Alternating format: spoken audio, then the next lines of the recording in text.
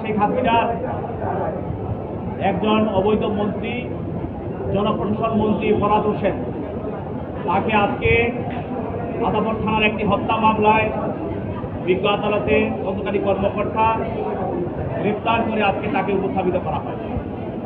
এই মামলাটি একটি হত্যা মামলা। এই মামলার যিনি ভিকটিম তিনি হলেন বাবু রুবেল, একজন গার্মেন্টস কর্মী।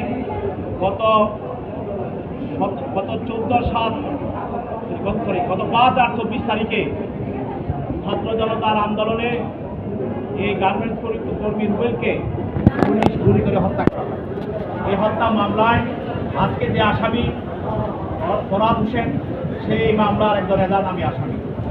আজকের এই মামলায় তদন্তকারী কর্মকর্তা এই আসামিকে আদালতে উপস্থাপন করে আদালতকে বলেন যে এই আসামি যে কয়জন অবৈধ হাসিনা সরকারকে টিকিয়ে রাখার জন্য চেষ্টা করেছিল তাদের মধ্যে একজন হলে ফরহাদ হোসেন।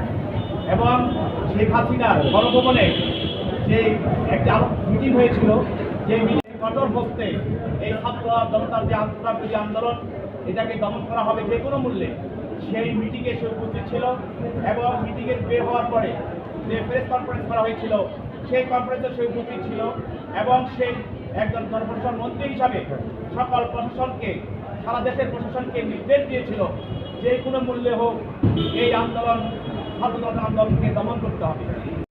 সেই সারা দেশের সকল ডিসি এবং ইউনিদেরকে নির্দেশ দিয়েছিল যে যেসব ছাত্র জনতা যে আন্দোলনে আছে তাদের পরিবারগুলোকে খুঁজে বের করতে হবে এবং তারা যে যে অবস্থা আছে তাদেরকে খুঁজে বের করে কঠিন শাস্তি দিতে হবে, যেন তাদের ছেলে মেয়েরা এই আন্দোলনে অংশগ্রহণ করতে না পারে।